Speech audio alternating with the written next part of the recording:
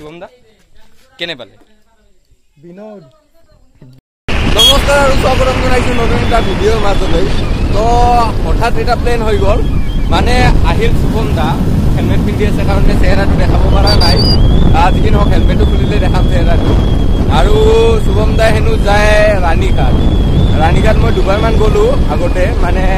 channel start কৰাৰ আগতে আপোনালোকক দেখুৱাব পৰা নাছিলোঁ বহু দিনৰ পৰা যাম বুলি ভাবি আছিলোঁ তথাপিও যাব পৰা নাই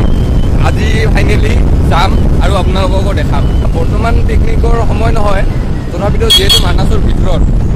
বঢ়িয়া ধুনীয়া চিনাৰী হৈ আছে বৰ্তমান গ্ৰীণ চাৰিওফালে গ্ৰীনেৰী হৈ গৈছে আৰু লগতে নদী এটাও আছে তো আপোনালোকক তাকে দেখাম বুলি ওলালোঁ ভিডিঅ'টো কৰিলোঁ আৰু গৈ কিনে বাকীখিনি দেখাম এতিয়া আপোনালোকে ৰাস্তাটো উপভোগ কৰক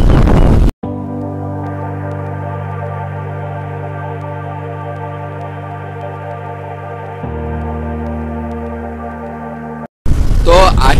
আমি আহি পালোহি পাণবাৰী বজাৰ আৰু এইপিনে আছে এটা মন্দিৰ মানে সেই মন্দিৰটো অলপ দেখিবলৈ পায় এই মন্দিৰটোত আহিম কেতিয়াবা প্ৰায় 1.5 কোটি টকা খৰচ কৰি এটা কালী মন্দিৰ বনাইছে তো এই চিজনত আহি কিনে অফ চিজনত আহি কিনে মন্দিৰটো দেখাই লাভ নাই সেইকাৰণে চিজনত আহিম মানে কালী পূজাৰ সময়ত আহিম আৰু আপোনালোকক কালী পূজাৰ সময়ত পাণবাৰী কালী পূজা দেখুৱাম তো এয়া চাৰিওফালে খেতি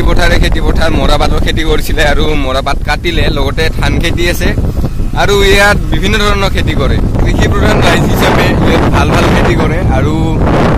খেতি এওঁলোকৰ জীৱিকা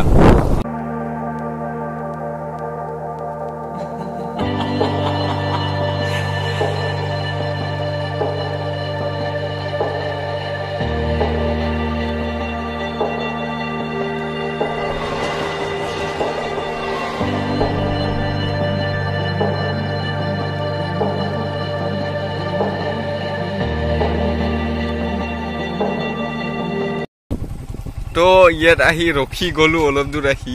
ঠাইখিনিৰ নাম পাহৰিলোঁ আৰু এয়া ভূটানৰ পাহাৰৰ দৃশ্য কি এটা ধুনীয়া দৃশ্য পুৰা মানে মেঘে আৱৰি আছে আৰু মেঘৰ মাজেৰে ওলাইছে পাহাৰখন জুম কৰি দেখাইছোঁ আপোনালোকক পুৰা এটা ধুনীয়া দৃশ্য আশা কৰোঁ তাত গৈ আৰু ভালকৈ দেখাব পাৰিম আপোনালোকক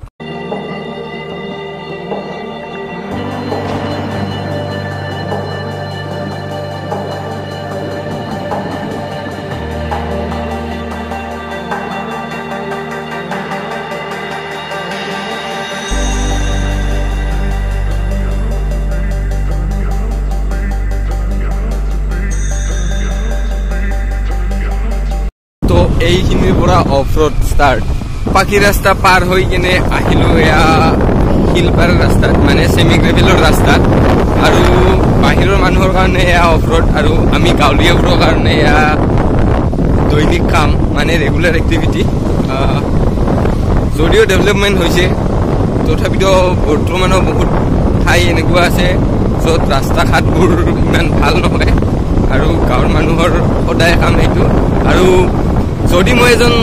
গুৱাহাটীৰ ল'ৰা হ'লোহেঁতেন তেনেহ'লে বম মজা কৰিলোহেঁতেন কাৰণ মই first time of road experience কৰিলোহেঁতেন এইখিনি পালোঁ কিন্তু ইয়াত দেখোন বম পানী তো চাই আহোঁ তাকেই ৱাটাৰ ক্ৰছিঙো পালোঁ অফ ৰোডো পালোঁ মানে মজা bike trip water crossing with Shubham দা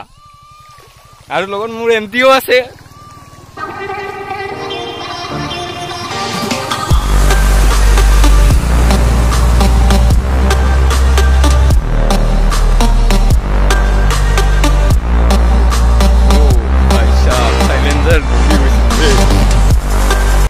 যদি আপোনালোকে এক্সপিৰিয়েঞ্চ কৰিব বিচাৰে তো আহিব পাৰে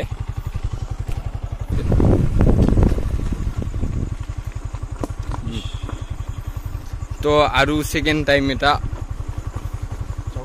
যাব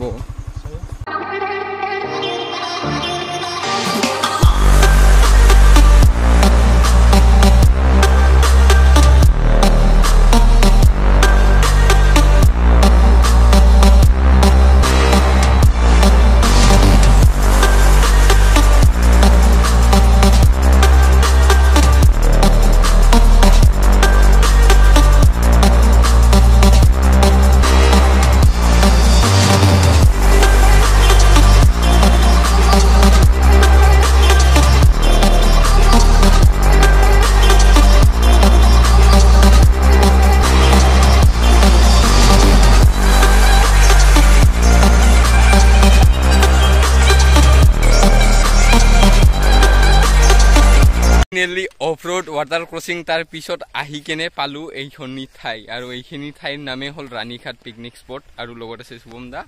আৰু এটা ধুনীয়া ভিউ আৰু বেক সাইডত আছে মোৰ ভূটানৰ মানে মোৰ বেক সাইডত আছে ভূটানৰ পাহাৰখন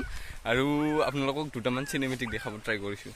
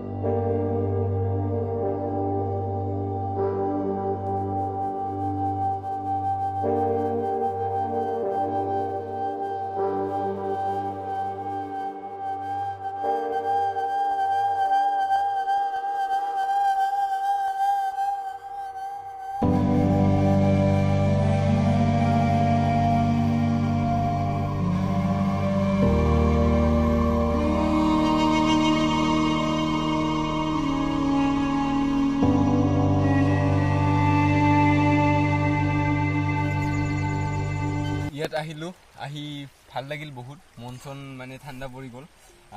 ইয়াৰ চিনাৰীখিনি উপভোগ কৰিলোঁ লগতে আপোনালোককো উপভোগ কৰাবৰ চেষ্টা কৰিলোঁ যি কি নহওক বহুত সময় কটালোঁ ইয়াত আৰু ইয়াৰ লগতে আৰু এখন ঠাই আছে বনচুম বাগান বুলি এতিয়া তাত যাম বুলি ভাবিছোঁ